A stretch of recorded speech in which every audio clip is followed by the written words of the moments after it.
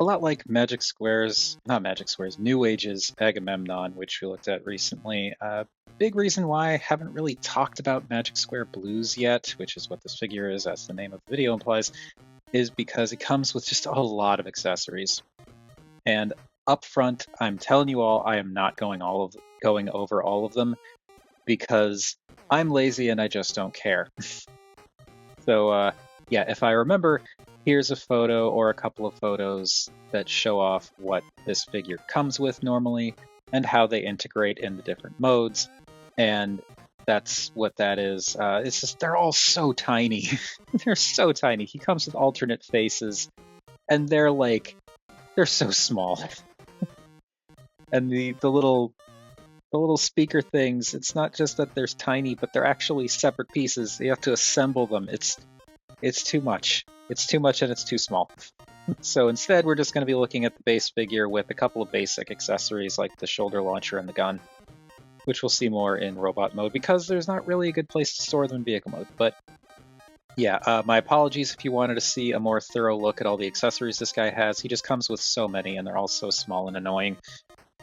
But anyway, here we've got Blues in his vehicle mode, and it looks really good. It's, especially considering the size, it looks really nice for a little Porsche inspired or actual Porsche. I can never tell. I'm not a car guy. I don't know when it's like actually Porsche and actually not, but it looks good for a Porsche or Porsche-ish vehicle. I don't entirely know if what's going on up there is like dirt or something else, but there's definitely something that's been collecting along the top of that roof section for a bit. He's been in robot mode for a while. It's probably like dust and dirt or something like that. But point is, the vehicle mode itself does look pretty good.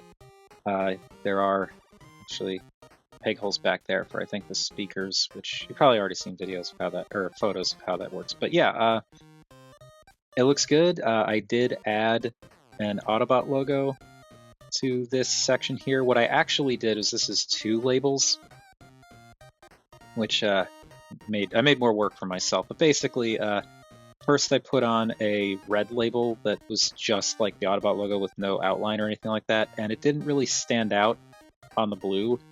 But then the problem is just a white label didn't look right either, so what I ended up doing was doing a red label first, then putting the white outline label over that, so it gives him a more of a standing out kind of Autobot logo, which I think works a little better. But aside from the sticker, it's a Magic Square Jazz. It's got that kind of Magic Square-y plastic, which doesn't really bother me in this case, but it is painted nicely in a few different areas, like the metallic blue for the headlights and all of the windows all the way around, which I do like. The silver and kind of gunmetal for the front there. Also that nice red line goes around the front. And of course you've got the pinstriping or whatever you want to call it going up the middle and along the wheel wells in the rear. There is his fork and the ends of the spoiler done in black. No rear taillight, like no taillight painting, but I think that's fine. It'd be an unnecessary detail. Yeah, I don't know. It's just, I don't know what else to say. It's got a silhouette that looks proper for this kind of vehicle. It's got the main details that look proper. I guess the stripe probably could have been done a little bit more solidly. Like, I don't know why they didn't keep the red line going through the center here, I guess for the sake of an Autobot logo, but I feel like that would have worked even if they still had the red line going through. And of course it doesn't continue along the back here, but yeah, it is what it is. But yeah, other than that, looks good. He compacts to a kind of absurd degree. The amount of nonsense that goes on with this transformation, like, it's not ridiculous, it's not the worst Magic Square thing, but like there's a lot that compacts into this, and it's kind of wild. But yeah, he looks good for what he is, and as I've said multiple times, he is quite tiny because we were actually zoomed in a fair bit for that entire beginning portion, and once we start bringing in our size comparisons, you'll start to see just how much of a little bean this guy is. Like for Voyager and what equates to a tall deluxe, he's just so small. And let's get these out of here and bring in our more average deluxe. So there he is, absolutely dwarfed by Burnout. Burnout practically looks like a leader class figure next to next to this guy, which is wild. And because I decided I was going to be a little bit more involved with the size comparisons this time around, we're going to bring in another Jazz. So here is Blues with Origins Jazz. This one obviously has the repro labels on it, which I think are really cool. I know that this is not show accurate, the repro labels for the vehicle mode, but I don't care. I think it looks cool. But yeah, that's how those two size up next to each other. And then of course we got to do the most important size comparison of them all. Here is, oh boy, there is Blues with the duck tank. Alright, so transforming this guy it's not bad or anything like that. It's definitely not what I'd call a hateful Magic Square transformation, but it is kind of involved and a little finicky in places, and there are a lot of little panels you have to remember to move. So I hope you all will be patient with me as I get through this. But first thing you want to do is untab the doors, and they kind of open a bit, but they like things kind of bang into stuff up there. So just gonna untab them a bit. So they kind of, it's like a little slot here that tabs over that little, you can kind of see it in there, that little tab right in there attached to this piece over here. Then I want to pull up on the roof section so you can untab this from here, and it slides over it. It doesn't like peg into it, so I want to be careful with that. Do that, and now this can hinge down using what will become the ab crunch, and we'll do the legs first. So as you might expect, want to split all this down the center. It pegs in at the spoiler, it kind of tabs together up here, and it tabs together down here. And this is actually an important thing to distinguish. Sorry, these bits here tab together, but it is another kind of like slide on top of thing. You don't want to pull it apart. You can see that this flares out a bit at the ends. You want to bring this over that to attach it. So do not just pull to try and separate these two pieces. That's how you break it. But anyway, with that done, now comes the kind of challenging part. It's got a little bit of a Planet X Cacus, I guess you could say, issue. Where, okay, you want to hinge this down to get it out of the way, and now we need to get this panel down here, and it rotates. But the problem is the foot here comes around, but it can't come around all the way because of the way it's constructed, so you have to kind of rotate it to get clearance in one direction, which is fine, but like there's a lot of stuff, not a lot of room here. So I'm going to bring out this little hip skirt, try and bring the leg out further. And now I'm going to try to see if you want to swing this through, there's just no space. So you kind of have to do both legs to a degree just so that you can get them separated. So I'm going to pull that out and rotate that out. There we go. That should give us a little bit more clearance. So rotate this panel, and yeah, you can see like it's still not quite enough space. So I'm going to maybe try this. Rotate it around that way. That doesn't really seem to make a difference. But anyway, rotate it around. There may be a little bit of flex, but it still kind of works. And there we go. This swings back like this, and you can see how all that kind of lines up there. This can just fold up.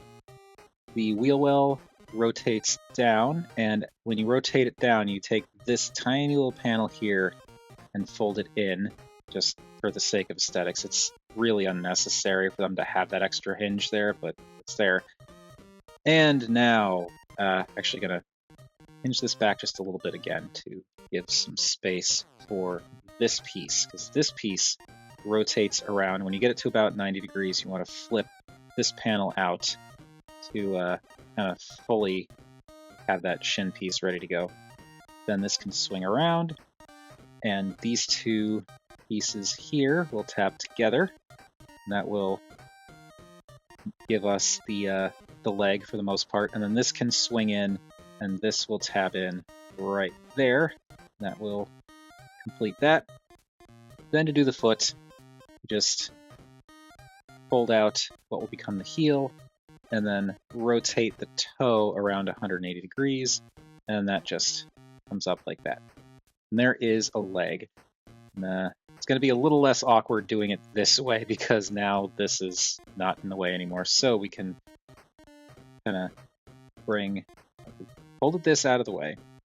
This can rotate up a little bit. Rotate up a little bit. Why are you not rotating up? Oh, that's right, because I'm silly. Something I forgot to mention with the other thing, there is actually a little tab on the inside of this panel. You can see it right there that tabs in there. So when you bring this in, it does actually tab into the thigh. So you want to kind of pull that out a little bit, and that allows you to rotate this. But with that done, now we can bring that out, rotate like that to give it the clearance, and bring it down, rotate it around like that, so that it's through the, like past the thigh and everything. While we're here, we're gonna rotate that down and fold in that silly little panel, fold up the rear, the spoiler, bring this down, and we'll do the foot now. So you want to rotate it up here so that the toe is pointed towards the front, because that's where the toe goes. Then fold down the heel, rotate the toe 180 degrees. There we go.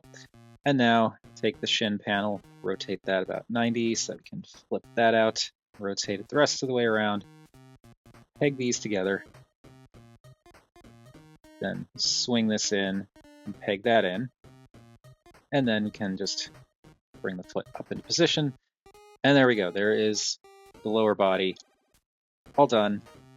And now we can do this ridiculousness if we really wanted to, because someone's going to, right? Okay, the upper body. This is more complicated going into vehicle mode than coming out, just because it's like trying to remember how exactly to orient these arms, because it is kind of particular. But what we're gonna do is untab the arms. They're little, we'll see when we untab it, like they're these little tabs on the other side of these sections of the arms that tab into the inside of the hood. So we want to, where's my smudger? There's my smudger. Gonna untab these. There we go. There we go. And then when I pull this up, you'll see there are little slots for the tabs, and there are the tabs. That's how those all tab in. But I'm going to bring this up, and it's on a multi-hinge armature back here. So just kind of hinge that up and out of the way so that we can work on the arms. These will fold out. And now this is the particular way you want the arms oriented. You want the shoulder joint, because it's normally like this for robot mode, you want it rotated like this, with the ball joint opening facing back or towards the hood of the vehicle. So that is very important. And you also want the fists. This is a 180 degree rotation, so you want to have them oriented like this. So just for anyone who might be trying to transform this guy into vehicle mode, this is how you want that oriented going into vehicle mode. That is how it'll fit best.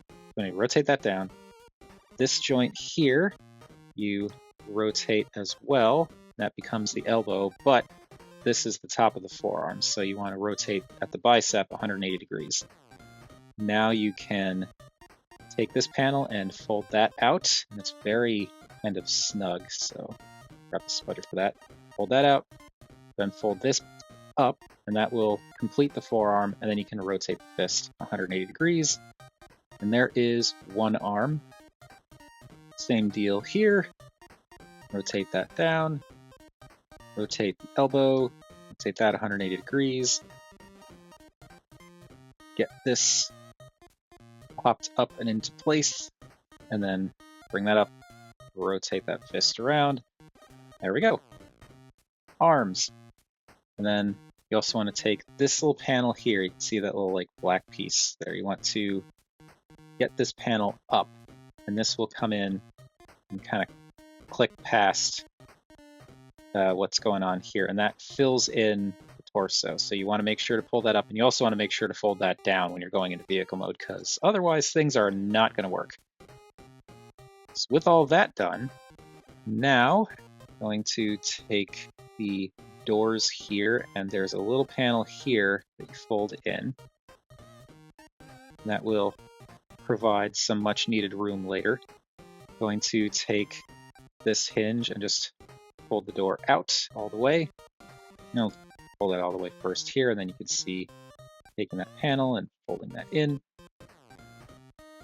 So there we go. Now I'm going to take the head, which is on a multi-hinge system, and bring that out a bit. And we're going to take this whole bit here and rotate that out and just kind of hinge the head up and through that gap, and then fold it back. Now that that's done, take this panel here and fold that all the way in, and then rotate this back around, like so. I don't think it works to rotate it the other way. Let me double check, just in case anyone's curious. Yeah, no, the hinge gets in the way, so you gotta rotate it back like that. Then the wheels will fold in.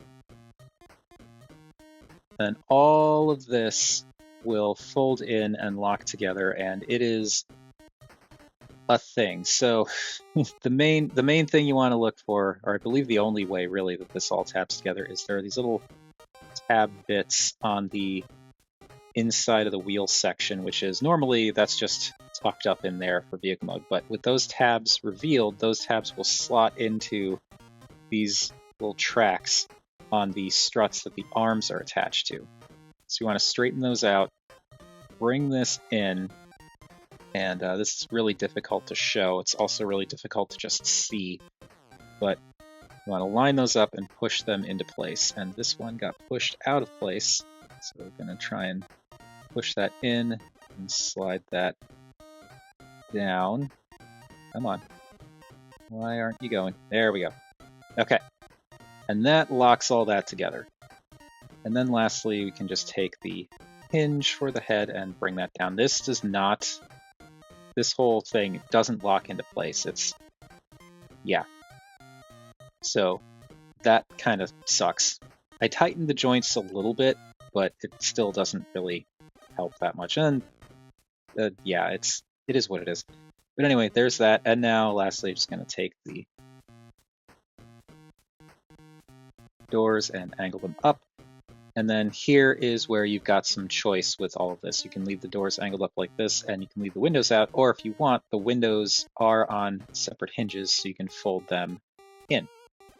So you can give him the more like clean door as wings look, or you can flare them out. It's entirely up to you. But in addition to that, you can also use that hinge that rotates them up slightly to rotate them down and tuck them inside the cavity where the roof section is. So you can have basically however you want this jazz to be displayed, you can do it. You can have him with the wings out, you can have the wings tucked away, you can have the wings with windows on them.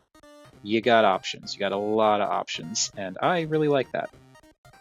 But with all of that done, here we have Blues in his robot mode. And this is, especially considering the size, a really good looking jazz. I mean, it's a good looking jazz regardless, but for something so small, this is really nicely done, and it works well. It's pretty clean, all things considered. Yeah, he looks great. I think the only real gripe that I would have with this is like the hood or the front of the car chest is a bit wide, which it's a legend scale figure. I don't really know what they could have done to make it more slender. It's not like Make Toys Downbeat where it's got the room to slide together and like slightly compact. So I think that's fine. It's a price worth paying, and it's really not a big deal. But yeah, very clean transformation overall. Looks great. It's got a lot of the appropriate jazz color breakups with like the gray for the shins and feet, the black in the around the knees, waist, shoulders, white thighs and forearms and chest and all that. And yeah, I don't. He looks really good. And I personally prefer to have him with the wings out, so I'm just gonna flip those out. I think they just make him look a little bit more dynamic and interesting. It just adds more interest to his silhouette for me. But yeah, he looks really, really good. The only real gripe I have is that transformation, like the fiddliness of getting the shin panels or inner thigh panels, inner leg panels with the feet attached. You know what I mean? Getting those kind of rotated around. Those could have been handled a little better, I think. And also, you may notice he's got a little bit of balancing issues. I mean, now he's doing okay now that I've kind of recentered him. But like he was having some slight balancing issues. But you can also offset that by just folding down the little flaps for the spoiler to make him like he is not going to fall back with those folded out like that. Yeah, he looks really, really good. I really like this tiny jazz. There have been a couple of times where I was thinking of selling him off because I have so many other jazzes at this point. It's like, yeah, but he really does look cool, and I don't know, he has this kind of, there's something really impressive to me about how he looks this good and is this small. It really kind of makes the difference to me, I guess. If he were a bigger jazz, I probably would have gotten rid of him because I've got so many other jazzes, but he is really cool for what he is. Now, I don't know. It's the cartoon deco, so he's not missing, but he doesn't have some deco, like some other details that you might see on like the toy deco version. I believe Magic Square did do a toy deco version, but I didn't get that one because I already had this one. But I'm fine with it. I don't mind the fact that he's a little plain, because I think even though he doesn't have a lot of like extra details, which would be nice, the overall color stuff is broken up really nicely, so it's not a problem. And I also weirdly appreciate this black line they added to the midriff section, because it just kind of helps to, I guess, mask the, I guess emptiness under here, because it's really just, junk up there, and there are the wheels tucked in, but like it does kind of blend in with the wheels, and it hides things kind of nicely, and it almost works like a little extra drop shadow to blend in with to blend the details in with like the overhanging chest and all that. I don't know. I think it's a weird but strangely satisfying detail. Now, for the head, it is a very jazz head. I believe I put on the faceplate that had the slight smirk to it. Does he have a little bit of junk on his visor? Hope that's not a scratch. Okay, good. That was just a little bit of like something hanging out on his visor. It's very tiny, as you can see with like my finger. This is just my index finger next to it. It's teeny tiny head. But yeah, I did not notice that before. But yeah, glad that was just gunk and not a scratch. But anyway, I put on the, I think, smirking face because I thought that was, appropriate. And it's small, but I really think they did a great job with the head. It's a really nice likeness. The sculpt is really good. The detailing, it's, really nice detailing. I like that they have just a little bit of extra, like the vents in there, and like little scoop at the top. It's just, I don't know. I really like the sculpting on this. The face and visor look good. The metallic blue for the visor, of course, looks great. And he comes with multiple face options, which I'm not going to show because, I mean, look at how small that face is. That is absolutely ridiculous. Trying to think of any other size comparison I can make that would get across just how tiny this is. We bring in Samus here. His head is about the size of Samus's head. It's very small, so that face is even smaller. They're just like teeny tiny little things. But yeah, it looks really good. The other sculpts are good too, but I wanted to have that little kind of smirking face. I thought that was important. And now for articulation, the head is on a ball joint, which is the way it's socketed. Since you've got that gap towards the back, it allows him to look all the way up. And can also look down a bit, and if you mess around with these hinges here, you can kind of have him look down even further if you want. I really wish these were tighter or locked in. I mean, I did tighten them, like I said, so it's not as bad. I can still move the head without worrying about this whole thing coming up like that all the time, but it can still happen, and that's a little bit irritating. But anyway, as you can see, the head can also rotate left and right, and you don't really get any tilt. Like you do get tilt, but it's like negligible, and that's pretty much because you've got this really big stalk going up into the head, so there's just no way that tilt is going to work. I already explained the articulation on the door wings. The arms are on ball joints, so you can kind of use that as a pseudo butterfly joint. They can go out to about 90, and of course can go all the way around, minding the doors, of course. But if you have the doors tucked in, if you prefer that look, then you don't even have to worry about them. Get back out here, because I like having the doors out. You also get a bicep swivel, which is part of the transformation. You get an elbow, which is also part of the transformation, but for the transformation, it bends backwards in on itself. For the robot, you actually do get well past 90 on the elbow, which is cool.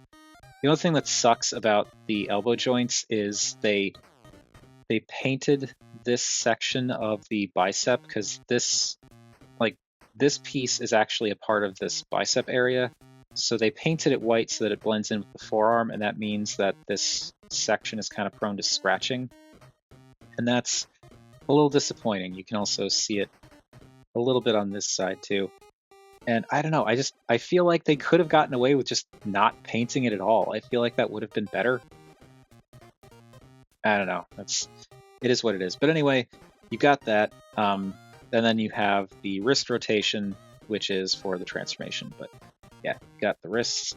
You have a waist swivel that can go pretty much all the way around. The only problem is this strut doesn't go up enough to get around here, but it can still do the full rotation because you also get a pretty much 90-degree ab crunch.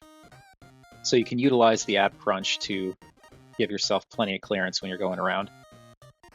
The hips, they can go forward very far.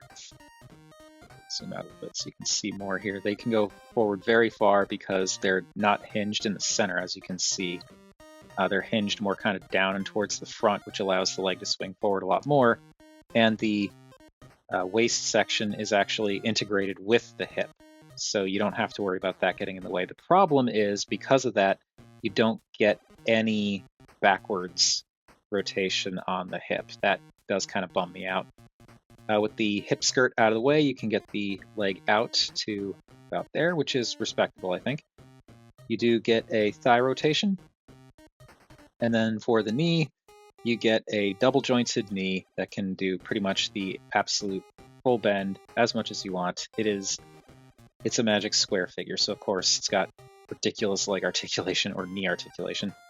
And for the feet, because of the transformation joint, you can use that to get a little bit of forward and backward rotation.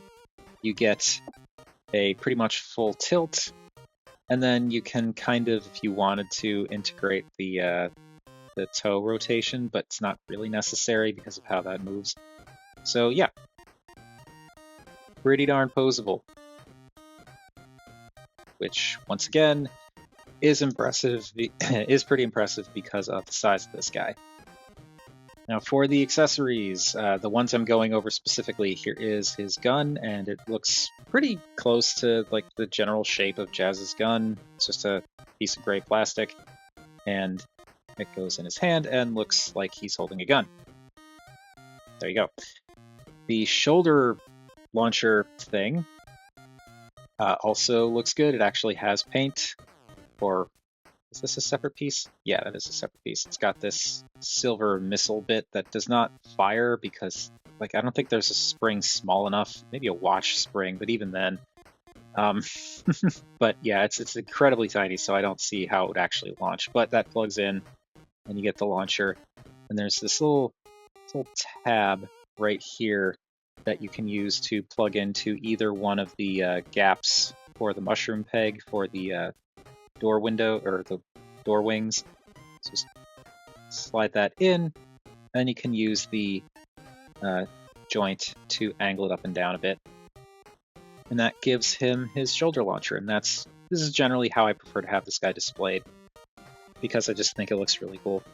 And again, it looks really cool when you factor in how big this guy is, or how not big this guy is. Because just like his vehicle mode, his robot mode is impressively small. I understand that the New Age figure is smaller than this, but I also think the New Age figure isn't quite as robust and detailed as this. Like, I don't think it, if I remember correctly, I don't think it has the door wing options. It doesn't look quite as overall smooth as Magic Square. Not knocking the New Age version, just saying from what I've seen, I think because it's smaller, it's even smaller, so it has to make even more sacrifices. But there he is with some of our standard size comparisons, definitely on the small side. And here is Burnout, which again shows that he is just a little guy. And getting rid of Burnout, bring back Origins Jazz.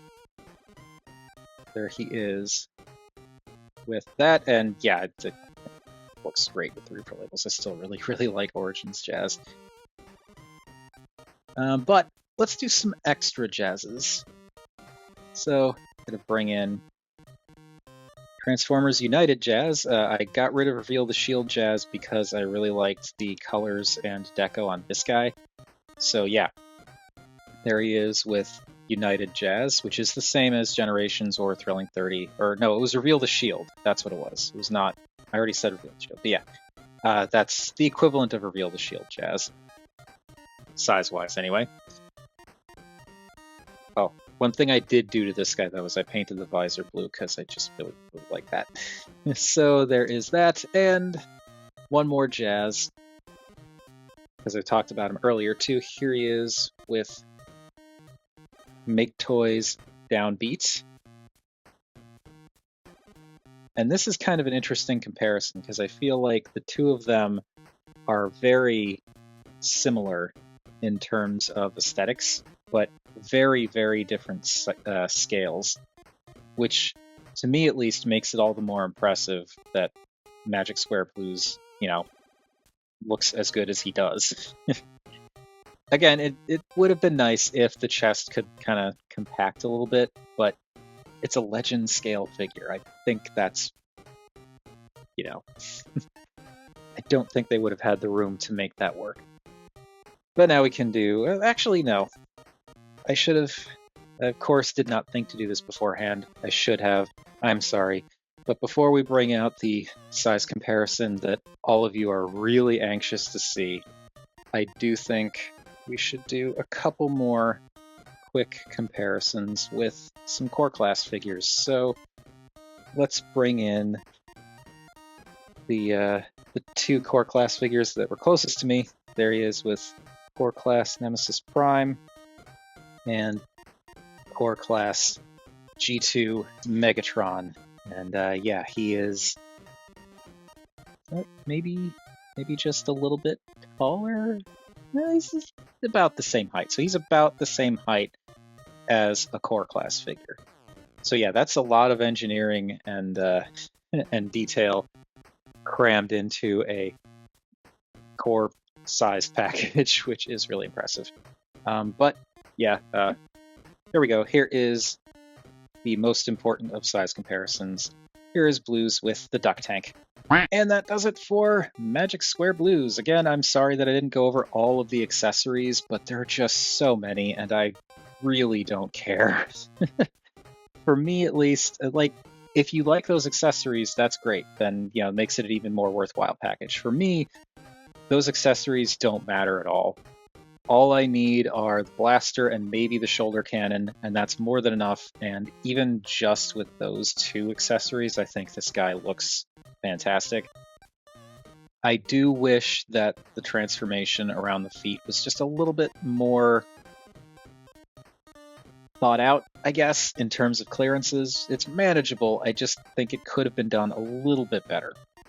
But for what it is, it still gets the job done. Of course, looking at him and Make Toys Downbeat, it's kind of like, wow, yeah, third-party jazzes just really struggle with leg transformations, don't they? Again, it is manageable. It's not terrible. I don't hate it or anything like that. It's just a little bit like, oh, come on, this could have been a little smoother. Well, with all that said, that'll do it for Blues. What do you all think of this guy? Whatever your thoughts, feel free to chime in down below. I always enjoy hearing from you all.